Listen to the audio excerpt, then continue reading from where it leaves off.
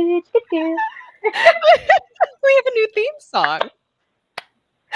Welcome back, my friends, to another episode of the Inner Tapestry Series, where Red and I talk about all kinds of things that really have to do with us stepping into our power and living more heart and soul-centered lives that are balanced with our communities and just all of that stuff. So we are getting into a topic that I'm very fired up about and very passionate about, which is unpacking the patriarchy. So before I get too far into that, because I know I'm going to get on the soapbox quick, Red, would you be so kind as to introduce yourself?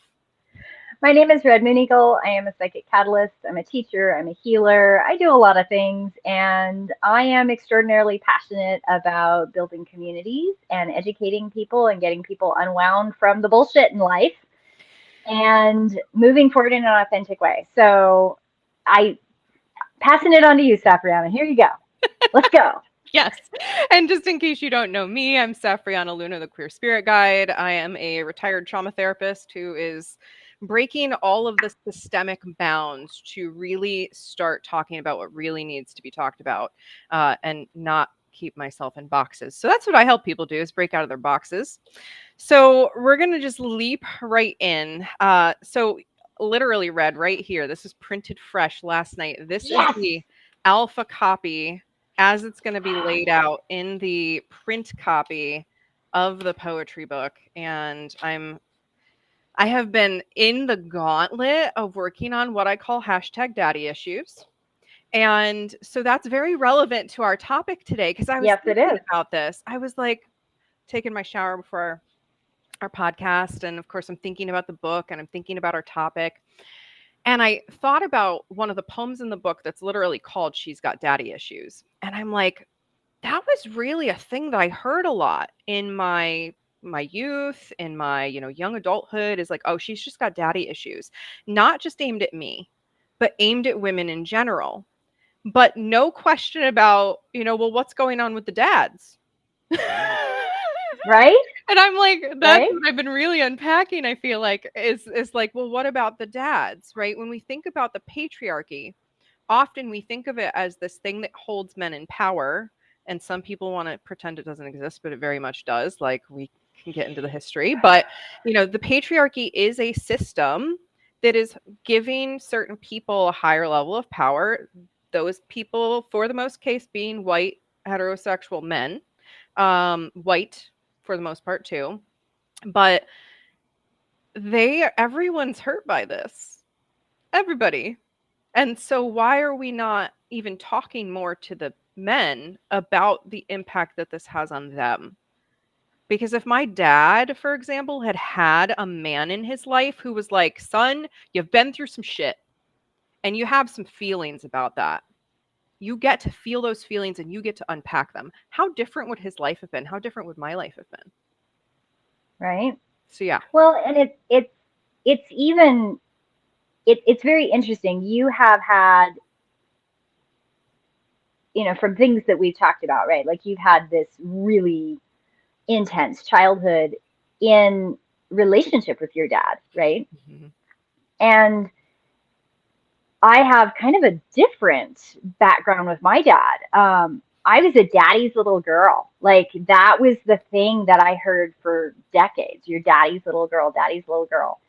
And I had a little sister, and she was really not daddy's little girl. Like she even expressed it at one point, like you're papa's favorite. And I used to think that can't be a true statement because I never really saw it that way.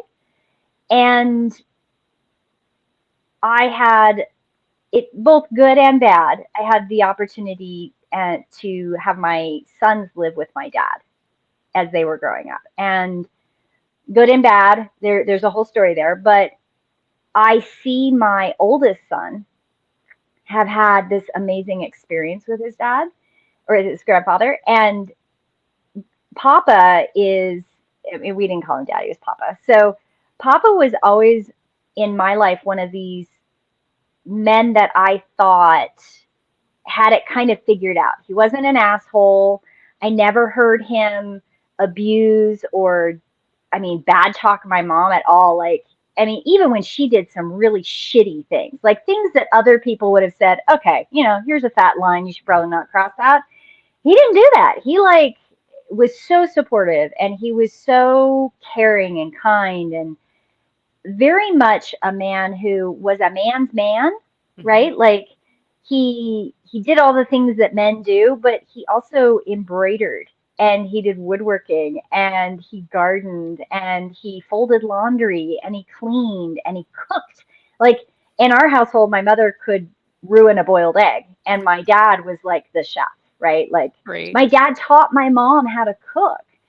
And I had a very different perspective of a man's relationship with the world and with his girl children Mhm. that was so much healthier in some ways. There were some downsides, obviously, but healthier than what I would witness sometimes in other households. And they always say like girls marry their fathers and boys marry their mothers. I did not marry my father. My husband is not like my father, but they have a commonality of more of a healthy relationship with the feminine side of themselves. Mhm. And when we talk about breaking down the patriarchy, one of the things that my dad, I remember coming home at one point and saying, I'm going to be a feminist. And my dad goes, good for you. Like there was never any like, oh my God, you should not be a feminist, right? Like it was good for you. And what does that mean? Like he didn't just accept, oh, you're going to be a feminist. He was like, and what does that mean? And I was blessed to have conversations with my dad about what does that mean and what does feminism mean in true equity Right. versus the perception of equality, Hmm. right? Hmm. And I remember for years, like, you're such a feminist, right? It was such an accusation growing up. And I would go, of course I am. My dad didn't have a problem with it, right? Like, and then learning how traumatizing that is to men when we, as feminists that talk about feminism and equity, we have to also honor where the men are and have that conversation with them so they can feel safe in that conversation. Yeah. Your papa actually reminds me of my papa, who was my grandfather, Yeah. and Yeah. on my maternal side, and he was this like I don't think he would have ever called himself a feminist. I don't know that that was in the vocabulary when he was a young Yeah. man, really, in that Probably way. not. Um, but the poem that I wrote about him is the story he always used to tell me. He had a double brain aneurysm, and then he had multiple sclerosis hit right after that. So he went Mm. from me as a child being able to really interact with me to like almost a vegetative state. Like he couldn't remember things. He didn't know my name. So he called Mm. me by my mom's name. But he told this story every time we would sit out on the porch about this, bull that was getting really feisty with the heifers on the hill that he could see. And he would look out over the hill and he'd tell this story. And he just would laugh and laugh because he's like, this bull's getting fresh with this heifer. And she finally has enough and turns around and kicks him down the hill and he goes tumbling.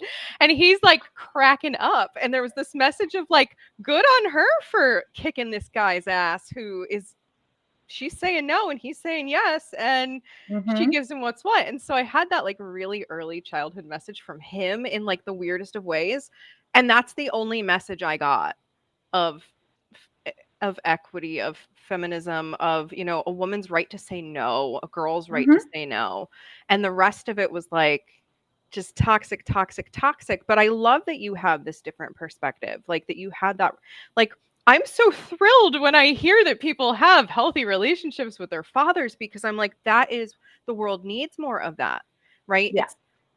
There's this big movement that I see right now, and I have very mixed feelings about it because society is not quite ready to talk about the nuance, which is the dance between the divine masculine and the divine feminine. Because society's like man, woman, extremes. That's what these things represent, and it's not. Mm-mm. It's not. But we're all meant to have a marriage of those forces within us, Mm-hmm. and we want to balance it outside of us. And I never got those healthy balancing Yeah. points until way later. And so people are just like, they don't know what they don't know. We talk about that a lot on this show. Yeah. Yeah. And we didn't really know on a societal level until very recently the level of generational trauma that was really taking place and just how many families have been impacted by the domestic violence that comes with patriarchy, right? Yep. So if we roll back in history a little bit, really. No, it was like we're talking like 12,000-ish years ago. Long Not time ago. no big deal. But as we saw this rise of agriculture and a shift out of the hunter-gatherer societies, we saw also the rise of Proto-Indo-Europeans and those who were basically crusaders and starting to come in and forcibly take land, and that energy of, we're gonna get into some triggery stuff here today, so just trigger warning, right? That energy of like raping and pillaging started to Yep. become a part of the collective as groups of people started to see the opportunity to sweep in and basically be greedy and take and take and take. And so this rise of power has happened slowly and gradually over history, but kicked off from a point where our cultures, our societies were much more like egalitarian, more equitable, more we honor this divine masculine energy and this divine feminine energy. And a lot of those indigenous cultures also didn't see it as gendered. It was, there could be two spirits, right? There could be people who flowed, there could be third and fourth genders. Like it wasn't this extreme. So I just want to throw that out there. But there was this like, you be you and you contribute to the tribe in the way that honors your gifts and your contributions. And then the violence began. It's very interesting. If you look at history around the world, the Indo-European uh, journey in that taking over, there is there are pockets. Let me rephrase that. There are pockets in the Indo-European history where you do see that equitability emerge again, right? Like it's not a linear flow of we went from hunter gatherer, we went to city states, we went to warfare, and we crushed the feminine, the divine feminine, and that's it. And it's just been crushed. It's never been that way. It's always had a waxing and waning flow to it, and a resurgence in the spiral of the emergence of the divine feminine back out again. And if you look at indigenous culture in the Americas, they had it too. They had it too, where there were equitability and roles that were honored, both masculine and feminine. They also had parts of their history in certain areas where the feminine was crushed and then brought back. And I think there's something about how that waxing and waning and that balance within our lived experience of the healing process of the divine feminine and masculine within ourselves, and that variation, that gray area. We talk about that all the time, like this constant flow between light and dark that has been a part of our history. I don't think we've ever truly hit a place where that balance was being maintained. And I'm always curious, like, can we as a society, as a human species, get there? Can we get there? I think we can, but that's just me. Like, I don't think I'm the only one that thinks that, but we do have to go back and honor the history of the cycles of these traumas that have affected how we see it today. We see it today in our political extremism thing that's playing out with Christian nationalism, right? And that patriarchal, like, we're going to go back to the way it really was or whatever. And I'm like, well, that's cherry picking history there just a little bit. But then you have the radical other side where let's throw the baby out with the bathwater. Men should not be in control of anything, right? Like, Right. we're seeing it. We're seeing it in real life as a snapshot, right? But it's been repeated over and over and over and over in history. Like, this is not new, people. This is not new. What are those contraptions called? It's a physics demonstration. I don't know the name of it, but it's, you have like the series of metal balls on strings and you take the one and you swing it out and it hits all the others, and there's Oh, like an equal force, and they do this, right? It's yeah. an even more Can't complex remember. demonstration of like a pendulum swinging from side to side, right? And But that's that energy that is carried through the balls, right? mhm, Like we're watching that happen in we real are. life. And it's so true that we're in this like kind of, I hope, upward spiral. Right now, it looks like we're very much in the downward spiral because all of the shit that's been under the surface is now here to be seen. So it looks really Hmm. bad. It's really ugly. We have the capacity at our fingertips to have all of this news all of the time. So we're very aware now. And so there's this waking up process. But yeah, we're seeing that swing from that patriarchal dominant society as the predominant for thousands of years, even though the Right. feminine has had these resurgence. And unfortunately, in that, there was a time where, and I think we may still be here, I'm not sure, but there it has been the swing to try and switch it over to that feminine, quote Yes. unquote, control. And again, that's not the purpose, friends, right? It's to get No. back to where every single human, every single being is honored for who they are and their unique contributions, not Right. you were born with these bits, you're going to fulfill these roles. You were born with these bits, you're going to fulfill these roles. Like, ew. You Ew. know, it's really funny. Like I was a I was a daddy's girl. Based on like societal expectation of what a daddy's girl is, right? Like I went and hung out with my dad in the shop.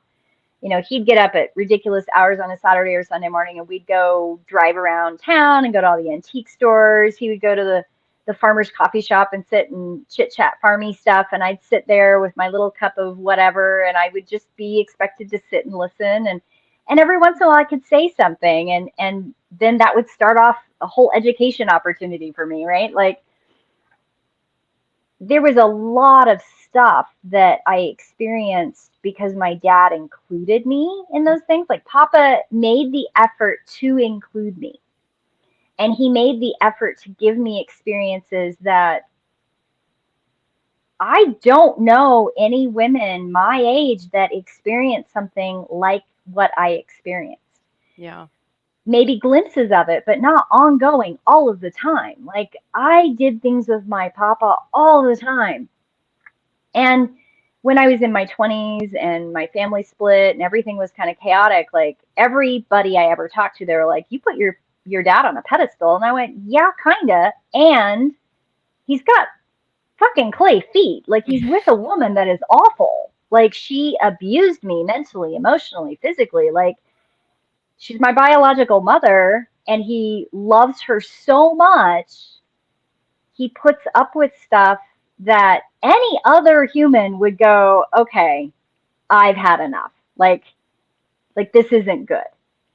So he clearly has some problems, right? Right.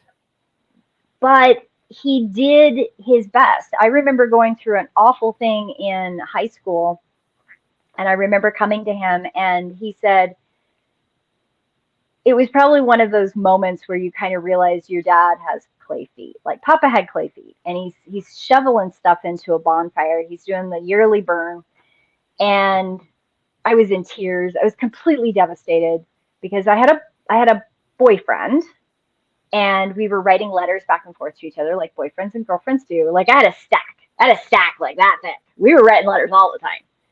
And we were in an English class together, so of course we bonded over literature and we wrote all the time, right? Like what do teenagers do? I have like this.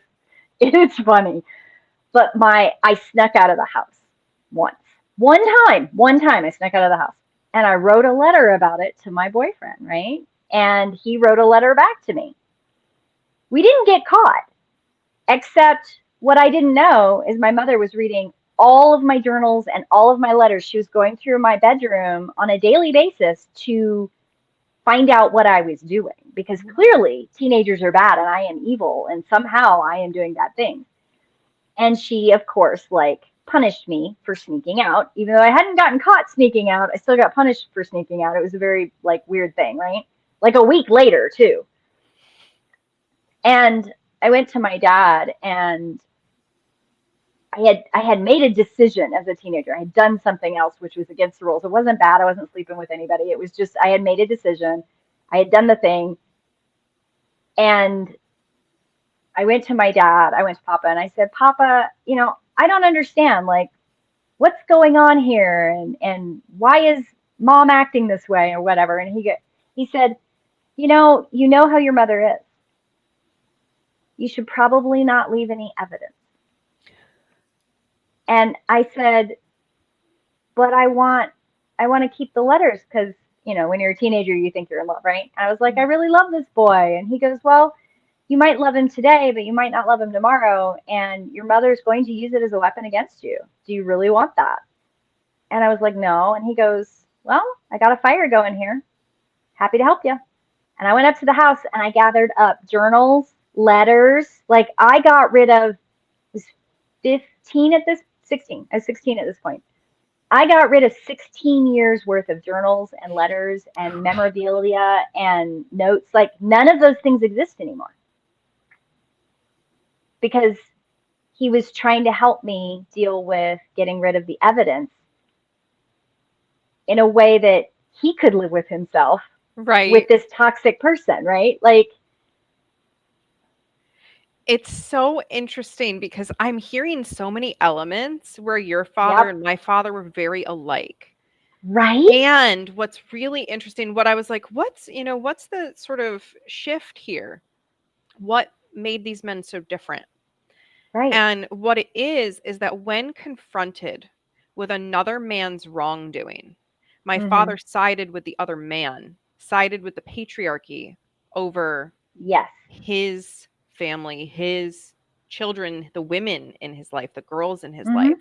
And so that was just like an interesting aha because that is this like I just from that story I'm like, "Oh my gosh, I could do so much analysis of what trauma history was happening in that family," right? Like Right? it's very open to me as someone with the trauma Yeah. therapy experience I have. But it's like this everybody's been impacted by it. It's just sort of the two different paths, right? And I talk about this with people who've experienced narcissistic abuse, but it's really Mm-hmm. any form of victimization period. There are two main paths that we end up taking. Mm-hmm. Men in general, this is a huge generalization, Huge as a generalization, yeah. as a system, we're going to call it the system of masculinity right now, toxic Right. masculinity, often goes more towards one side, whereas those who are more feminine leaning or socialized as girls tend to go down the other path. But people can go either way. Right. And you're going to see exactly what it is, which is when we've been victimized, whatever that looks like, we are either going to become the bully and try to victimize others, or we're going to become small and we're just going to try to manage the bad stuff with as much kindness and Yeah. demureness and mindfulness as we can.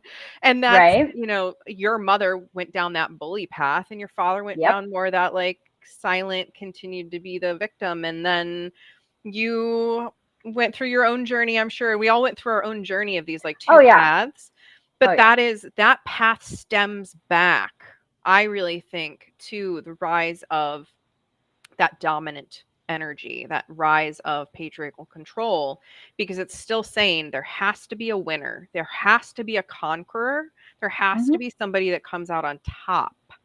Mm-hmm. And if we go back to, I love studying world religions and Mm-hmm. the stories of Adam and Lilith. And it Yep. essentially boils down to, and this is what stories were spread and stories were told, is that Lilith wanted to be equal to Adam and, Mm-hmm. essentially be able to be on top every once in a while. And Adam wasn't Mm-hmm. having it. So Adam went to Bible God and was like, we should punish her, right? And Bible God was like, yeah, let's do that. Yeah. And then they brought in the more demure Eve. That story has been twisted a trillion times, right? And I see Adam as the body and Eve as the spirit, and we can have a whole other conversation there. But it's just that example of how much we will twist. And unfortunately, with this rise of patriarchy, also is coming through the rise of spreading control, through trade, through political structures, through Mhm. governmental structures, through all of these structures, right? Notice that structuredness there, Mhm. that ultimately we're trying to keep one group at a time in power. And a Yep. lot of those groups are also religious groups. Oh yeah, religion is I I will die on this hill, but Christianity has really screwed the entire world up.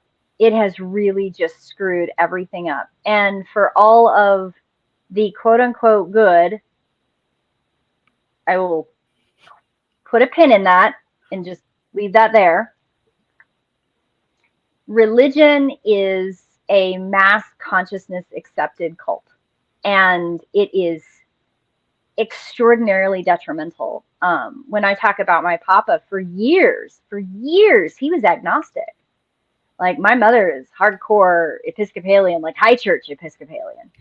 And it wasn't until I left home that I don't know what shifted. I think what shifted is I left home, because when I left home, my dad eventually ended up getting baptized Episcopalian. Like my entire life living at home till I was in like 22, 21, 22, when I finally like broke off. Like that's it. I'm divorcing all of it. I'm moving to the other side of the country. I have to heal. I have to go through this. Like I have to really like do the thing. Mm-hmm. But my dad was agnostic my whole childhood. And I studied theosophy for fun as a teenager, because every time I'd make a statement, he would go, well, have you thought about, right? Like, I think fundamentally for years, because he went to that passive place, right? That the accommodating place with the traumas, right? And he went through Vietnam War and he was in the military. So you can't say he didn't have trauma, because I Yeah, know he did. we all do.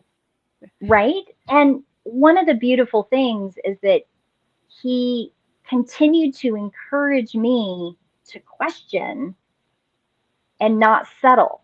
So I joined like 7, 8 different churches. Like I was joining them all because I had questions. He never answered my questions. He never once answered my questions, but he gave me more questions. And it led me on this journey to realize that the Christian church, especially, like the rise of Catholicism and the rise of um,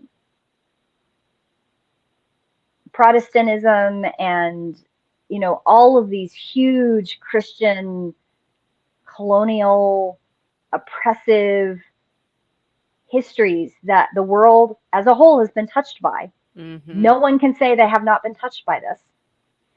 Has really continued this patriarchal trauma and this oppressive perspective that I remember growing up in the house where my mom was like, well, we have our rights, so just use them. But no one in my family taught me or encouraged me to be involved. I was always told, well, Mm-hmm. you're just too opinionated. You would never make a good politician. You can't lie. Like things like that. Like you're not willing to put up with other people's bullshit, There's a whole basically. story in that too, isn't there? Right? Ooh. But this is the thing. There's so many women that are results of those generations of, well, we should just take advantage of the rights that we have, not figure out how to maintain, and then continue to heal and create equity between all of us that are part of this culture. But Red, it is what it is.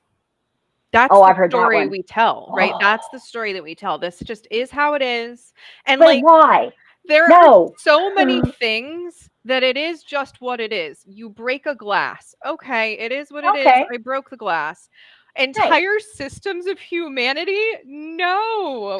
And what Mm-mm. gets me there is that, oh my gosh, like there's so many great people. And if you have not checked out Ty Goodwin, I highly recommend Ty. I was on her podcast recently. She has a TikTok. She is all about deconstructing the Bible. She's like, what?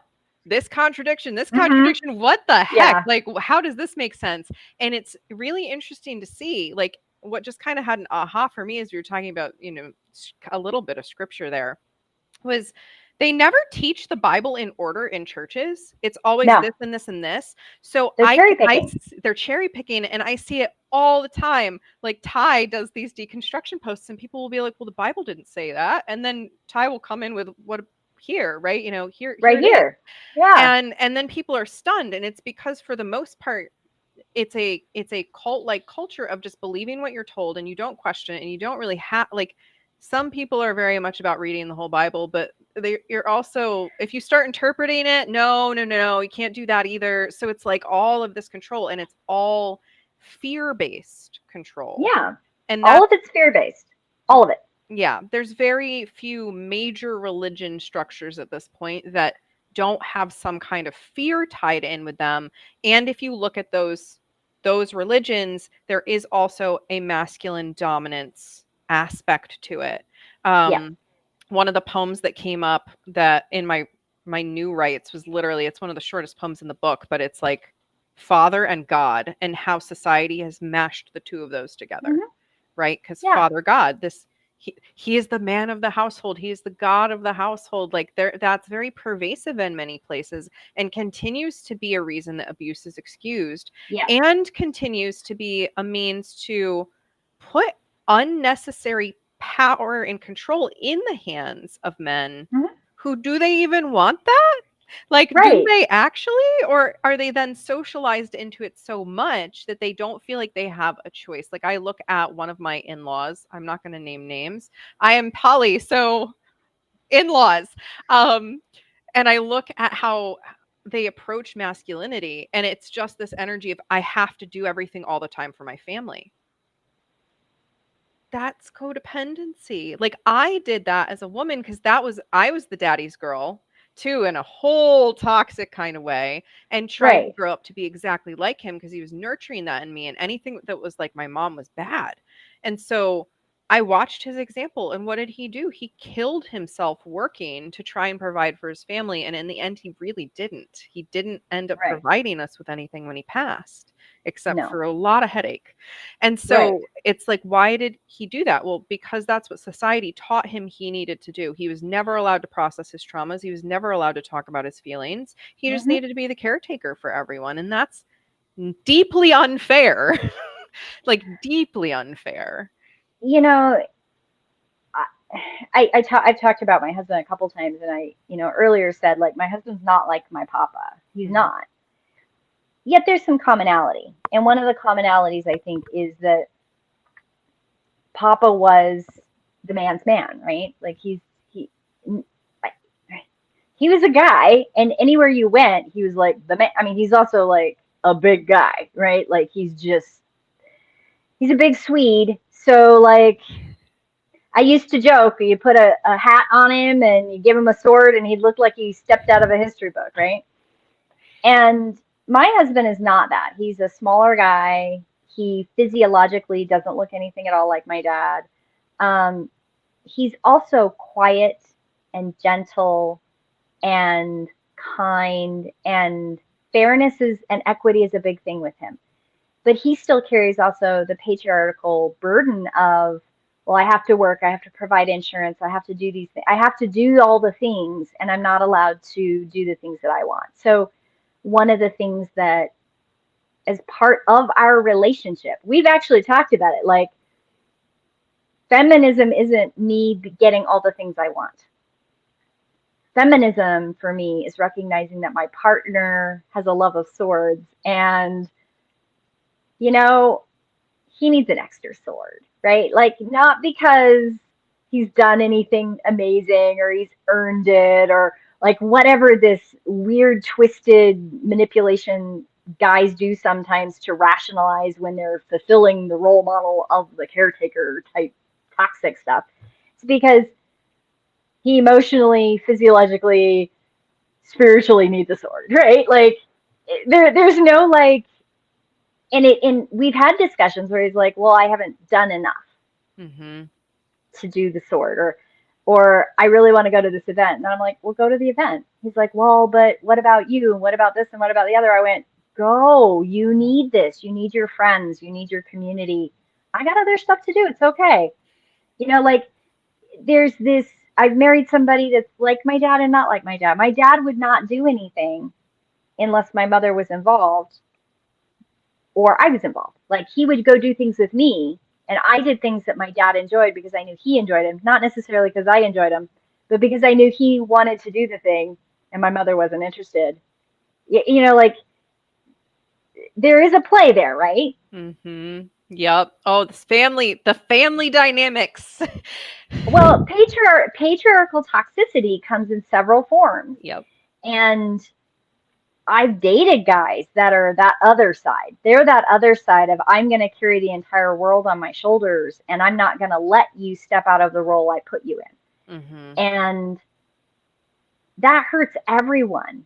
It does. And it continues to hurt. And we can't think. I mean, I married somebody who grew up in a Catholic family. Like everybody's Catholic. And my family was high church Episcopalian. It might as well be Catholic, right?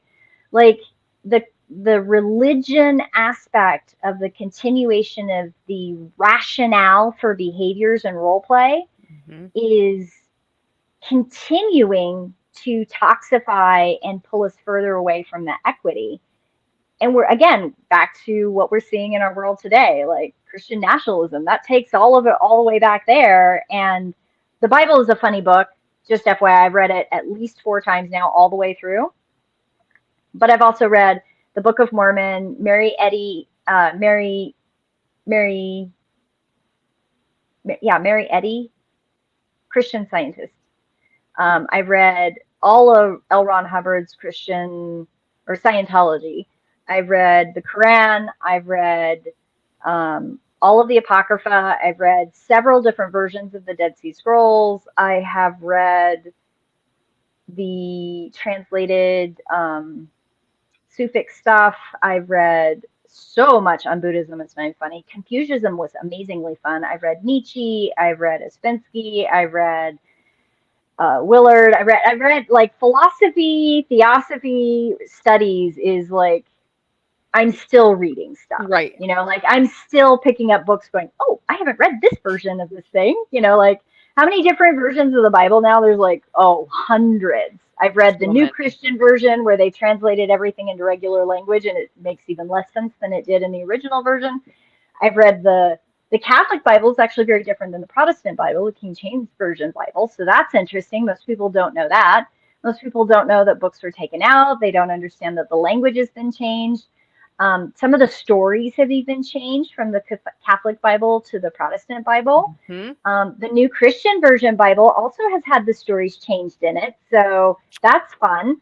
Some of the Dead Sea Scrolls and the apocryphal stories that have been plugged in and taken out of different versions of the Bible. Fascinating, right? Like there's so much to it that it just perpetuates this role play that people are willing to leave themselves in. And right. It's sad that people are allowing themselves to be pigeonholed. And as they heal, right, as people deliberately go out into the world and go, okay, I want to heal this generational trauma. I want to work on this. I want to address colonialism. I want to address radical racism. I want to address gender roles. I want to address these things. They have a tendency to come into that space with other people where it hits other people's perception of where that role play is. Right.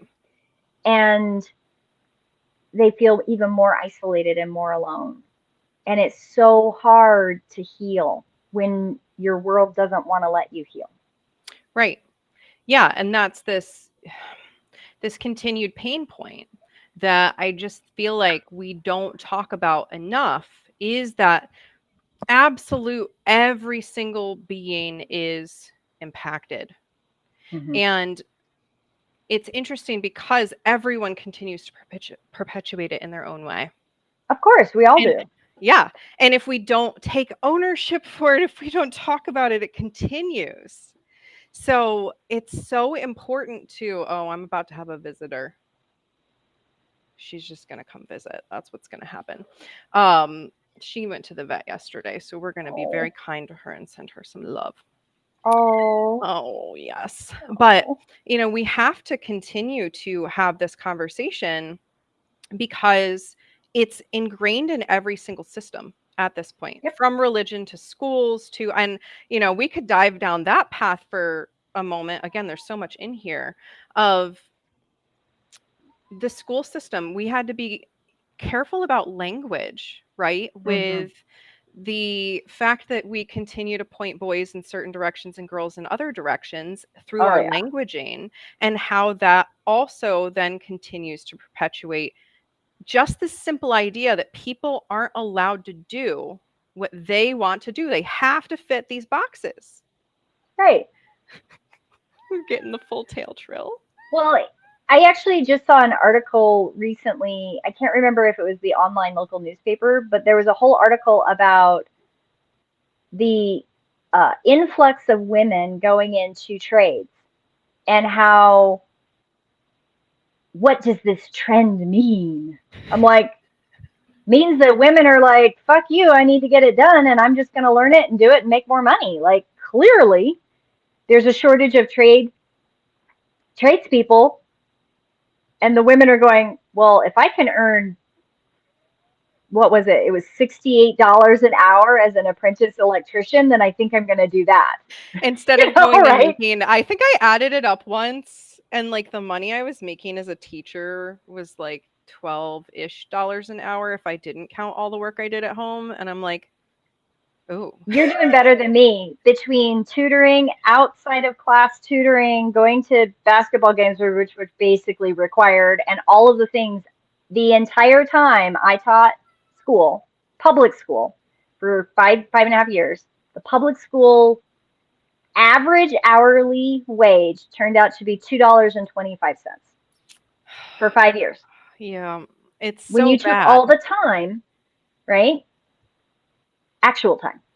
And okay, so let's just go into an example there of how this relates to patriarchy and how this impacts everyone, right? Yep. Is teaching is widely considered a feminine profession, which is Uh-huh. BS. And Right. predominantly, women are in that career. It's super low paid. Yes, men tend to rise through the ranks of schools into higher paid positions more quickly, but they're still being impacted by the profession being a really low paid profession. So they're not going to want to go into it, especially if they have this idea that they need to be the provider. I was the provider on a teacher's salary, and it did not work well. It did Well, not work and one well. of the things that I saw over and over and over again is guys going into teaching, but always ending up being coaches. And so they would be teachers and then coaches to make a little extra money to supplement the teaching salary that they couldn't live on and provide for their family. And I actually had a friend who went into teaching that said, I have 4 years to make an administrator role because I've got two kids and my wife's pregnant with the third one. And she's also a working teacher. He goes, I don't really want to be an administrator, but my wife and I talked about it. And the reality is that she won't be able to make an administrator pay until our youngest child is like 10 or 12 because it's easier for me to do that, except I don't want to be an administrator, but I feel like I have to go that Have to. direction.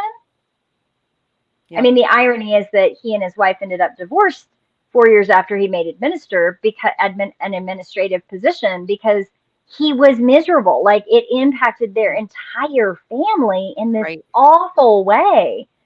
Thank goodness they're still friends, but they did end up getting divorced because they were miserable together because he was doing something he wanted to teach math and history. That was what he wanted to do. That's why he became a teacher. He didn't want to coach and he ended up coaching Mm-hmm. because that's what guys do, right? Like, oh, it's just It's everywhere.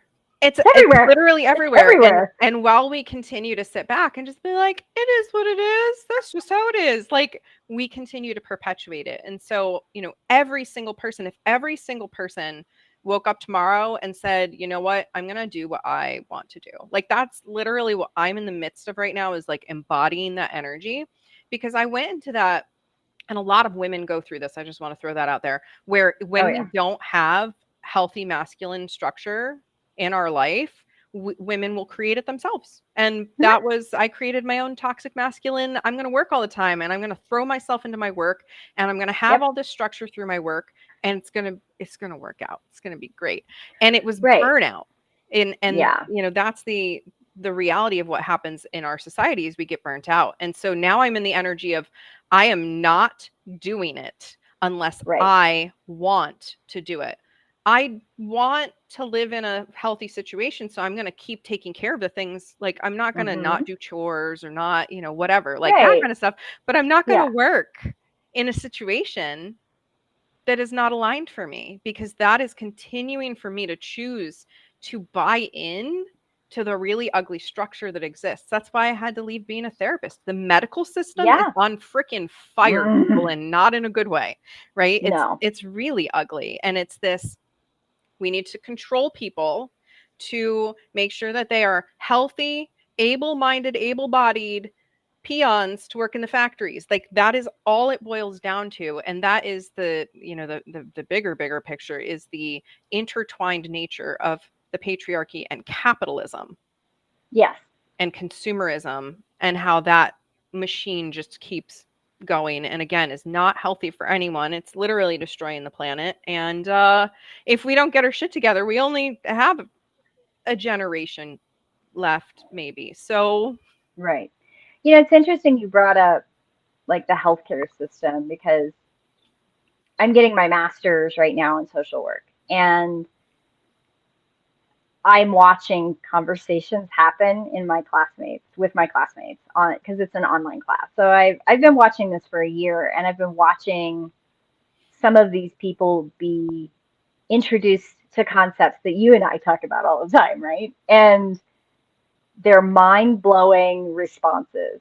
And I've had this discussion with my husband a couple times, like, oh my God, you would not believe, and I just have to vent, right? And he goes, that's kind of scary that you're going to school with people that are having these perspectives, that you're the one introducing this radical other idea. And he goes, maybe it's just because I've been with you so long. To me, it's not radical anymore, you know?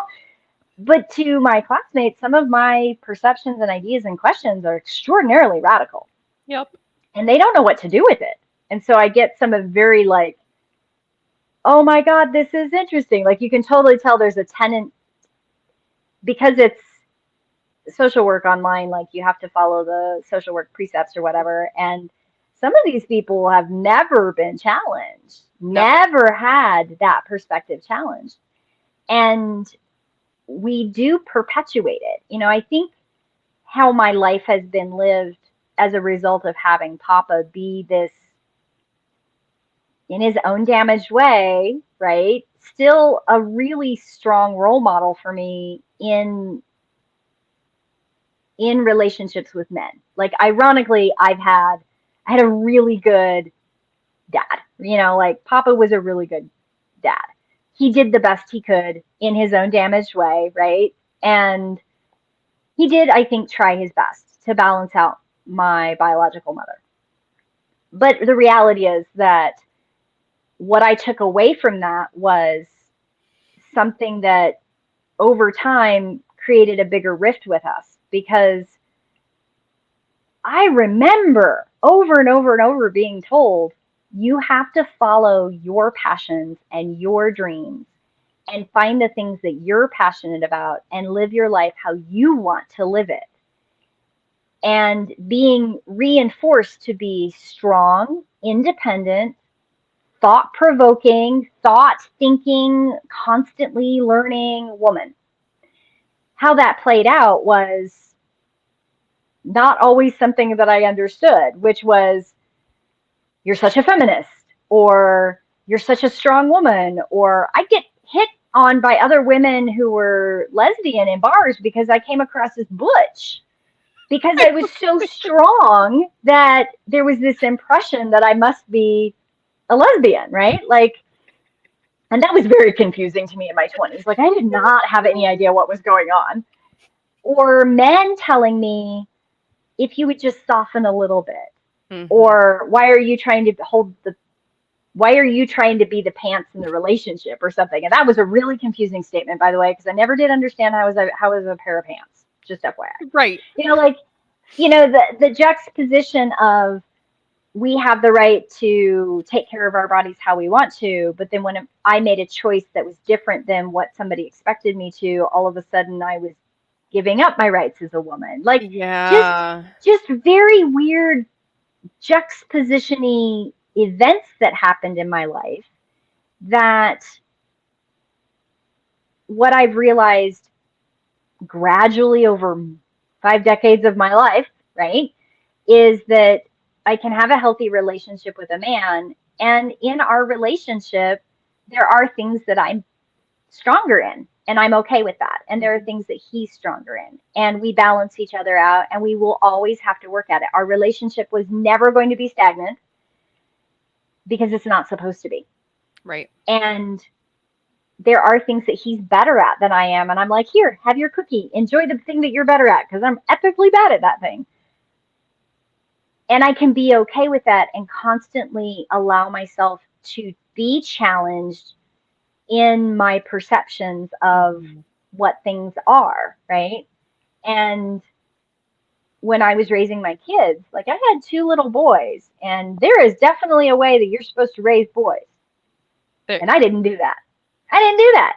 Not only did I not do that, but I would argue with people about why I wasn't doing the thing that they thought I should be doing. And I raised 2 kids that they have their problems, because we all have our problems, but for percentage out of their peer group, they're doing pretty damn good considering. So this is not a stagnant thing. Like, we have to constantly encourage each other as women working with men, and encourage the men in our lives to stand in their power. What does that mean? That doesn't mean lording over anybody. That doesn't mean you have to be the leader of the thing, whatever that is. Right. It's their unique contribution, right? Like, just go back to that language, your unique contribution. Yeah. It's, to use an example of that, like my partnership with a man, he does not want to run the show in any way, shape, or form. No. That's not, he likes to support, he likes to be the energy, the impetus behind things, helping the group. But you're never going to see him like eagerly jump on a podcast or a news show. Me, in a heartbeat, I'd be there. Yeah. Hello. I like being on camera. I like talking. Woo! I like doing all that stuff. And that's, you would, if we were going by traditional rules, like, it would be the man running the meetings and doing the face stuff. And it's just, what is your unique contribution? And, like, again, I go back to, I threw myself into that hyper masculine role, but that wasn't authentic to me either. That was me compensating for trauma, right? Like, what's so interesting about your story is you represent this, like, I really got the nurtured, like, healthy view of myself, but I didn't get the warning of what was going to come out in society. Like, you were blindsided. Me, completely. Yeah, I could imagine that being like, whoa, right? And that's the problem with, like, sheltering our kids and not having well-rounded conversations and letting them see other perspectives sometimes, is even though this wasn't like you were being indoctrinated with a religion, you were just receiving too much of the positive without the knowledge that the world didn't see it that way. And then for me, it was just the continued message of, you're a girl, shut up, be quiet, be seen, not heard. You're here to take care of your elders. You're here to please men. That's what you're here to do. And breaking out of that meant providing for myself however I could, which was throwing myself right into the deep end of work, right? All of that was routed in trauma. And so my journey has been like, what's actually authentic to me? I like to teach. I like to help heal emotionally and mentally and holistically, but I can't do it in a system that is still ultimately governed by that patriarchal definition of success. And, with that patriarchal definition of success also comes the expectations of gender, the expectations of what it means to be able to do things, right? And what makes you a valuable contribution to society. Like, all of that comes from that same system of oppression. And again, every single person is impacted by it. And unfortunately, with that pendulum swing, that physics ripple effect, is that women too have swung back in many Oh, ways yeah.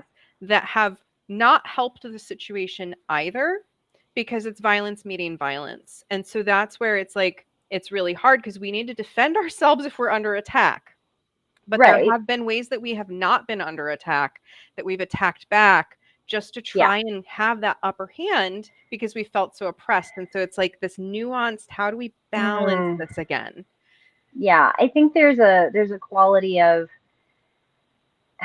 I've watched it so much with this pushback that some of it makes me really uncomfortable. I don't think all men are bad. I have had amazing relationships with men that I really respect. I've had awful relationships with men. They are stuck in that patriarchal, they're miserable, so they're just going to make everybody else miserable. Like hurt people hurt people. That's a counseling thing. We hear that all the time in any of the counseling social work environments. Mm-hmm. You don't hear it out anywhere else. Why? Because nobody wants to acknowledge that I'm hurt and I'm hurting someone else because I hurt. Because that means you have to face that you're hurt. Gee, lo and behold, you know? And women who have been hurt, and my mother is a very good example of somebody who was hurt as a child. It's intergenerational trauma. There's abuse, there's sexual molestation, there's alcoholism, there's drug Yeah, use. remember There's me all, saying I could predict all that? I'm like, oh, just from that story earlier, I was like, we got this, this, this, this. It's yes, a pattern. it's a pattern. It's a complete pattern. And that played out in a way where she considered herself a feminist. But did she do anything about it? No. Her doing things about it were so toxic that just perpetuated the thing. When I was pregnant with my first son, she was like, well, you have to marry the guy you got pregnant from. My abuser? Excuse me? What? What? Like, what?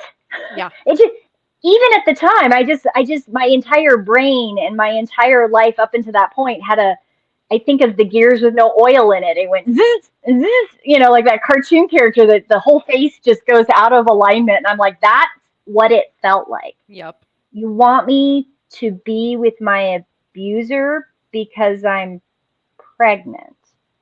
Whatever happened to all of the things for the 21 years of my life that you said you can make the choices about your body that you want?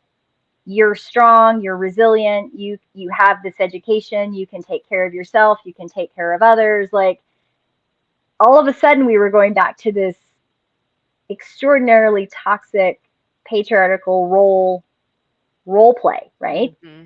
And when I didn't follow through with that, I wasn't compliant and I wasn't being a good girl and I was an embarrassment to the family. And that too was another like, what? What? Where is this coming from? Yeah. It complete juxtaposition to the tenets, right? The morals and ethics and tenets of being a resilient, strong woman and being a feminist in the modern world. And, like all the things that say one thing, do something else. And I am autistic.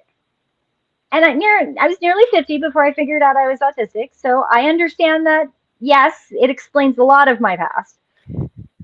But that's a really good example of, you tell somebody who's autistic one thing, and they're living it. They're doing exactly what, like, they're leaning into that. And then you tell them, no, now the sky is purple, and we have to pretend the sky is purple. Well, up until now, the sky has been blue, and my entire life has been the sky has been blue, but now it's purple? And I'm looking outside, and it still looks blue. So what about that? Right? Right? So when we talk about deconstructing the patriarchy, there are so many people out in the world that have been told the one thing, but then expected to behave the other. And when you have that juxtaposition, it creates an internal crisis. Yep. And you have to make a decision.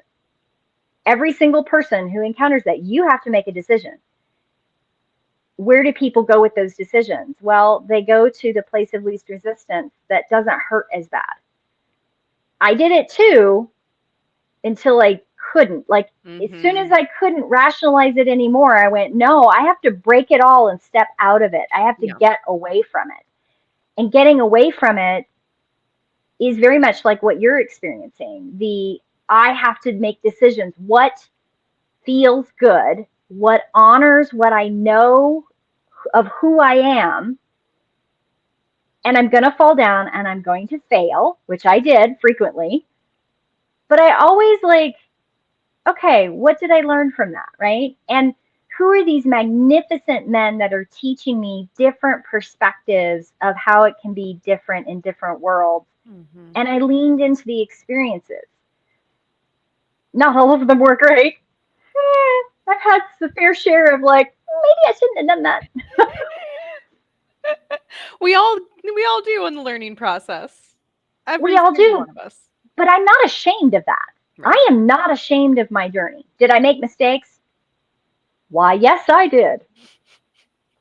Some big ones, even. Yay. But I'm not ashamed of it. And it, that journey's brought me to this world where we have these big things happening, and I'm in a school where, and I'm doing a podcast with somebody where we're talking about like this toxicity of this patriarchal system that, yes, I am a loud, raging feminist, 100%. But I'm not a raging feminist where I feel like we need to go out and tear every single man down around us. Yeah, What we need to do is there's like actually a couple people I've been following recently on Instagram and YouTube where they're men talking about how to have healthy relationships with women. Mm-hmm. They're amazing. And I watch them because they're doing it from a place of, yeah, do you know where you learned this from? Do you know where this toxicity is coming from? And that's not helping your relationship. And you're going to end up divorced if you do that. You know, like she's going to eventually be fed up with falling this. into that, right? And they're talking in real terms with each other, like men engaging with other men in a healthier way, calling out the bullshit, right? Mm-hmm. And from a place of love and not from a place of, all of you brothers are awful, you should not do this, and you're terrible, horrible beings. And, you know, like, and it's not coming from religion either. Like, this is the piece that excites me. Like, they're stepping out of that paradigm of, we have to be God's male children and the head of the household and the Lord of the manor. You know, I think it makes sense. I had a male client once ask, like, how is it that you work so well with men? Because if you can articulate that, like, that'd be great. And I really think it's that I see men as humans who have been impacted by the same bullshit as every other human. And I don't put people in boxes. People put themselves in boxes. Yeah. And I respect labels when people give me labels because that's their boxes. But we often put ourselves in such rigid boxes because that's society's presentation. That's what's quote unquote normal. That is what's expected. And so we don't know that we can break free from that until we get a little taste, right? Like my literal little taste of that was having a therapist in my mid-20s go, you can practice self-compassion. And I literally went, huh? What? What's that? What's that? Option? Where do we do that?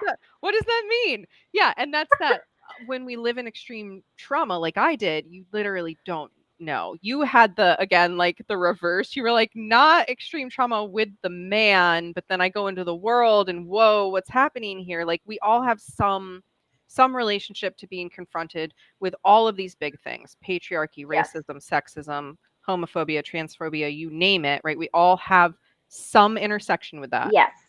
So you know, the trauma was opposite to yours with the masculine, but my trauma with my biological mother has been,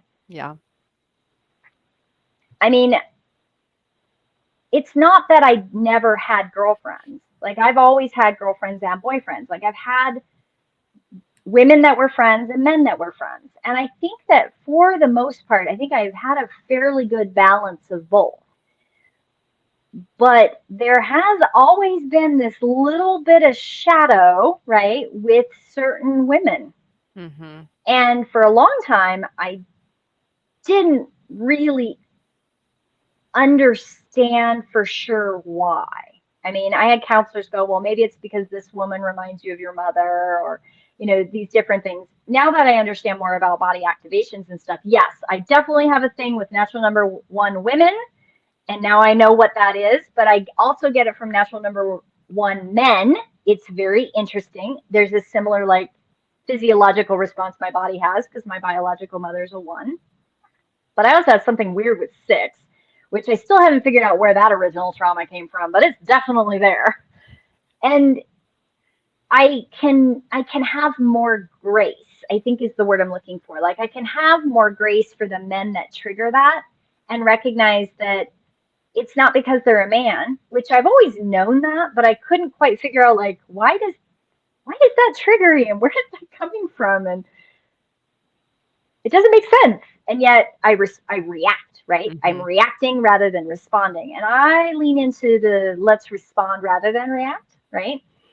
And there's a quality of that patriarch. I've worked with so many women in my life that are results of traumas like what my mother experienced. Mm-hmm. And it's been very difficult for me to hold space with them because I know where it's coming from. Even before I know their story, I know where it's coming from. And I find myself doing what my papa used to do with me so many times. It's asking questions, helping them see and reflect that they don't have to be trapped in that paradigm. Mm-hmm. And watching some of these women in my life over the years break out of that and embrace learning how to heal, because that is usually the first step for many of these women. The hardest is, Yeah. I mean, you experienced it, right? Like even Yep. recognizing that you have the opportunity to learn how to heal, right? Yeah. And I was in therapy starting at 12. Mm-hmm. Yeah, because I was abused by an older man. My abuser, who was the adult in my life, found out, told my mom because how dare his property get touched. And Right. then there was, oh, we're putting you in counseling to deal with that, right? And then, but there was no real, I couldn't really heal because I wasn't allowed to talk about what was really happening. Right. So it wasn't until I was in my mid 20s that I actually found a therapist that could work with me, not Mm-hmm. the system of, again, like keeping, there's a lot in the medical system. I need to do a whole podcast series just on that, that is really Mm-hmm. about keeping us in the Keep box. you in your lane. Keep And you in that was your lane. exactly like as a kid, all of my therapists were like, marry for money, not for love. Don't like that was Yes. literally an advice one of my I therapists gave me. yes. And I'm like, huh? I had that too. I had that too. And Where? What? and the amazing part of when you realize that you have the opportunity to heal, right? I've gone through my own, right? Like trying to figure out like what am I actually healing from, because I can't untangle this education background expectation versus what I actually encountered, right? And leaning into the not only is it okay for me to not stay in my lane because there ain't no lane that can contain me and I have embraced that shit. Yay. And ironically, when you do that, you heal not just you heal the people around you that you encounter. Yep. And my husband is a perfect example of that. Now, at the time, early in our relationship, I really didn't understand what was happening. I admit that. But as we have grown older together, we can both look back, and I've done a lot of reflecting on how hurt and damaged he was when I met him. Mhm. Recently divorced, um, for the first time in his life, like working out and taking care of his body and doing things that he enjoyed doing, right? Like for the first time in his life, and he was in his early 30s, like for the first time in his life ever doing anything he liked to do. That's a big thing. And this whirlwind crazy woman comes into his life and not only encourages him to do the things that he wants to do, but then says, have you tried this? Let's do this. Like, and encouraging him to be him. Mhm. And I didn't consciously go into the relationship going, I'm going to heal my future partner. There was no design there. Is, if anything, when we first got together, I was like, you're a little fucked up. You should go work on your shit. We'll get together and go do stuff occasionally. Like, That's me really? with That's my last several partners. I've been like, it's not my job to fix you. I acknowledge that now. You want to do some fun stuff and start growing? Cool. yeah, yeah. And that's what I did. And granted, I did it badly. I did. He brought me roses to my work for my birthday once. And I didn't talk. He swears it was 3 months. I still think it was only 30 days. But I didn't talk to him. Like, I ghosted the shit out of him because I was like, why would you bring me roses to my workplace? I am a one woman in an all male place and you brought me a rose? Like, you fucking retard, right? Like, but I didn't communicate that at first. I just ghosted him and he didn't know what he'd done wrong. That was awful of me. That was absolutely toxic. And I was perpetuating that patriarchal from the opposite side on the feminist, right? Like I was punishing him for being gentle and kind and compassionate and showing that he cared. Yeah. I punished him. And that was wrong of me. That was not only wrong, but that was awfully traumatic to him. It still comes up occasionally. Like he'll do something and he'll go, I hope it's okay. And I'm like, oh my God, I love you. It's completely fine. And it'll get brought up. Like the whole story gets brought up again. I tell everybody we meet like that weird story and he goes through the like, yes, she did. And I let him have a voice. If it comes up in a conversation, I let him share and I encourage him to share how awful it felt and how it hurt. And I let him have that voice. I give him that platform so that he can share that with other men in the groups that we're in. And I do the whole, I'm going to fall on the sword of my own inadequacy of trauma because I did. I did a very bad thing. Now we can laugh about it, but it was very hurtful. It was very traumatic to him. And I did the wrong thing at the wrong time in his life. Right. But I'm glad you can talk about it now, right? Because that's this like, when we're not talking about it, there's no repair, there's no healing, there's just, it perpetuates the cycles. When we talk about it, we can unpack why that hurt and like what's really under the surface that we can collectively work on together. Yeah. I mean, he said it. He was like, well, all women like roses, chocolate, and teddy bears, right? I went, fuck no. You give me roses, chocolate, and teddy bears, and you're out the damn door. But I didn't say that at the beginning. Right. I didn't. He was doing what he thought would be a nice gesture. That's what he had been taught men do to court women, right? Like, this is how you express your interest. And I didn't behave like all the other women behaved. And I didn't communicate it either, and that's my fault, right? Like, I did not, it wasn't until apparently 3 months later where I called him up and we went out dancing and he was like, this is really weird. Like, I don't know what's happening. And now you're talking to me. And I went, well, I was mad at you because you sent me roses. And he's like, why? I went, because that's insulting. You give me a dead flower. That's awful. And he went, dead flower? What are you talking about? I went, and I had to explain to him. I went, okay, I'm going to take it back to basics, right? Like, you're giving me a teddy bear. I am not a child. You're giving me chocolate, which you're fattening me up and assuming that you're going to sweeten me up for something. That's manipulative. And you're giving me a dead plant. Like, that's an antithesis to somebody who has earth sense, right? Like, in my head, I had it all figured out. And he had no idea this whole other thing. I hurt him. Yeah.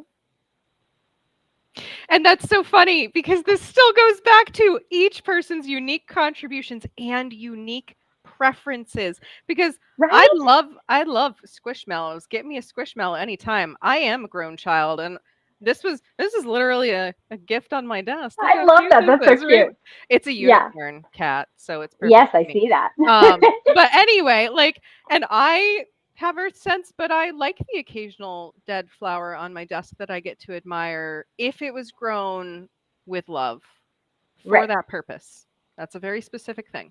And chocolates, it really depends on the chocolate. You get me cruddy chocolate, like the ones you get on Valentine's Day, I'm going to be like, ew.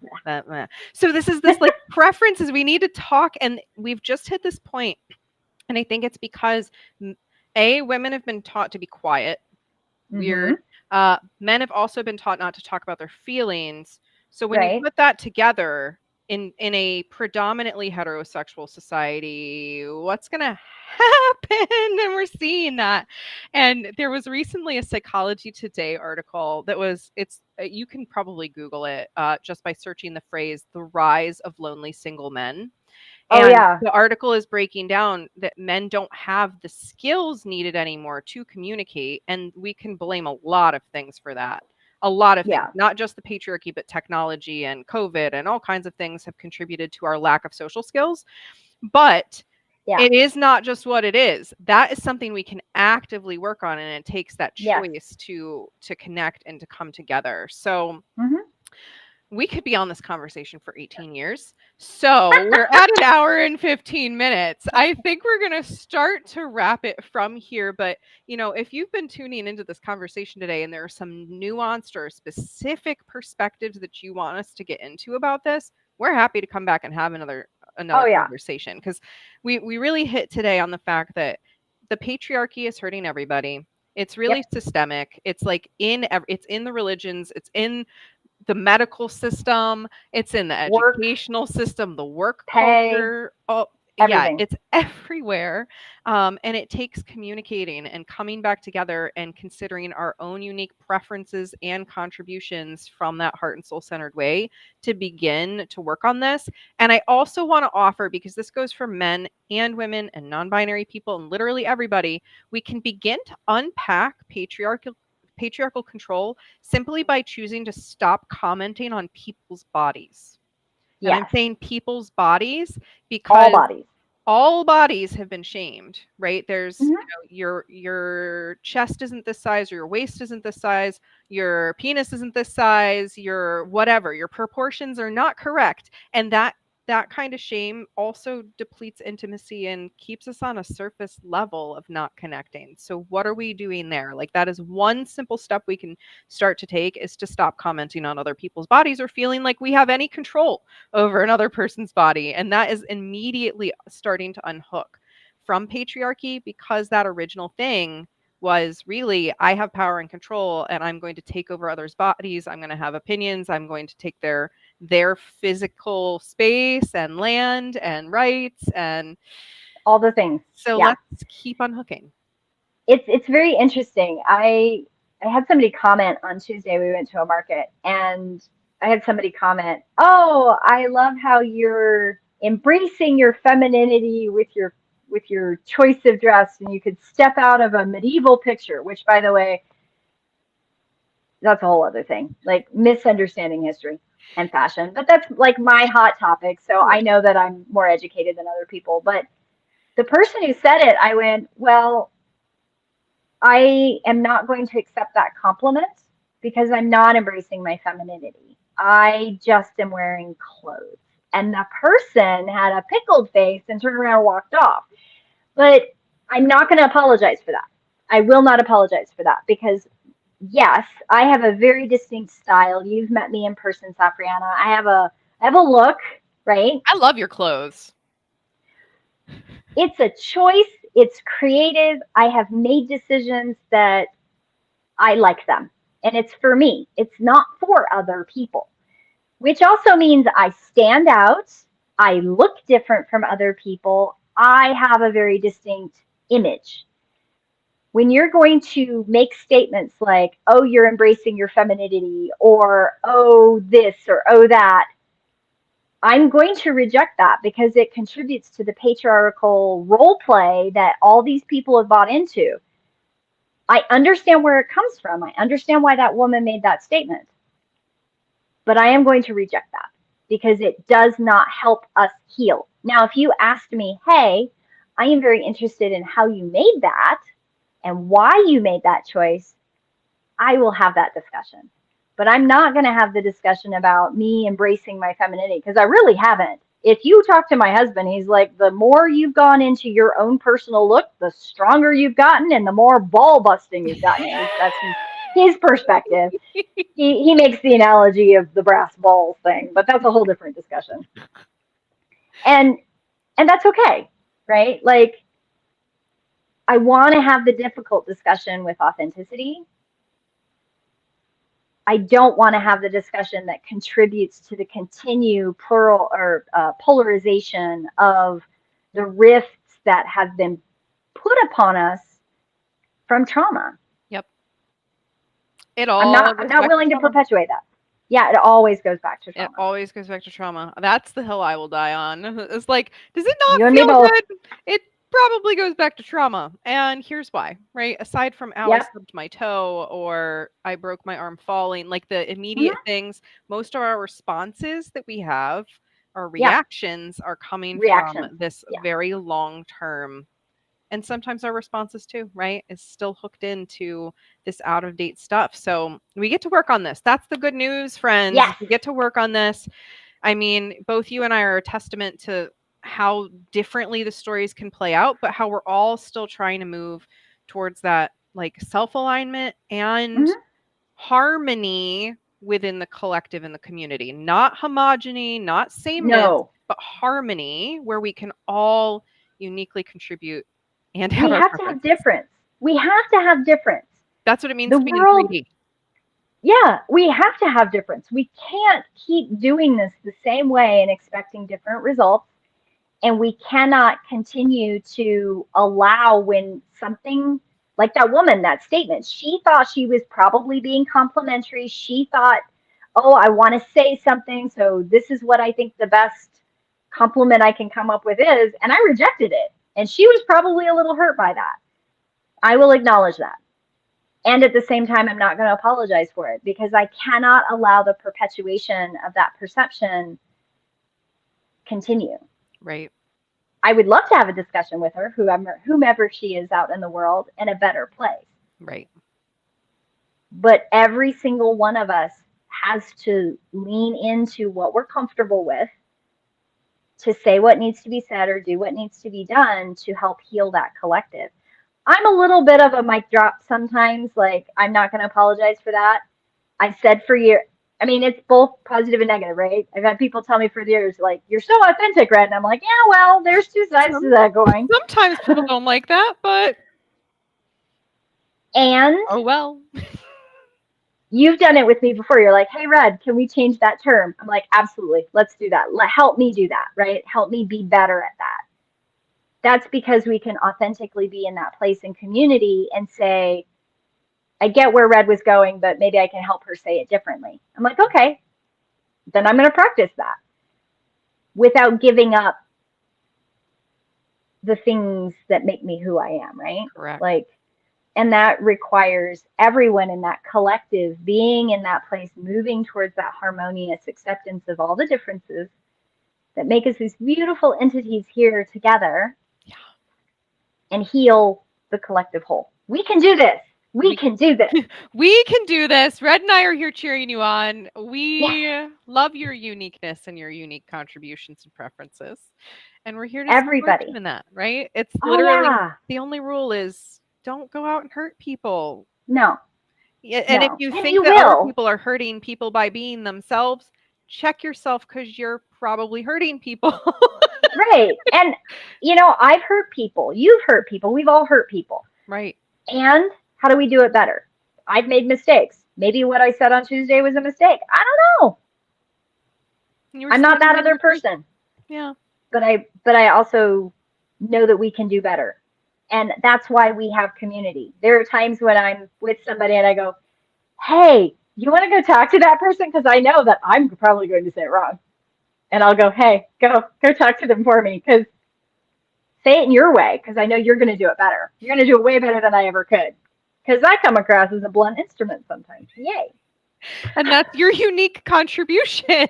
That is Right? okay. As long as we can communicate and give each other, like, this is who I am, this is who you are, how do we play together, right? That's what it's all about. How do we Yeah. play together? And yeah, the rigid patriarchal structures, not how we play together. It's how we keep No. fear going, it's how we keep shame going, it's how we keep negativity beyond. It's one of my key phrases that I've like really honed in on saying is that there's enough pain in the world caused by natural disaster and health without us having to hurt each other. We would still have On enough purpose. contrast. We would, Yeah. because we hurt each other by accident all the time. But like, All there's the enough time. contrast that exists without war, without Mhm. deliberately hurting people and sabotaging people, without sabotaging Mhm. ourselves. Like, there's enough pain. So we don't have to add to it. Just a We thought. don't have to. Yeah, like there's so many other things. Why would we do it on purpose? Why indeed. So we'll be back in about 2 weeks. Again, if there's a question you want us to dive into, let us know. Otherwise, we're so honored that you join us for these conversations as we unravel the bullshit and our inner blueprints and tapestries and all that good stuff. So it has been a pleasure as always, Red. Thank you Until so next much, time. Safrianna. Till next time.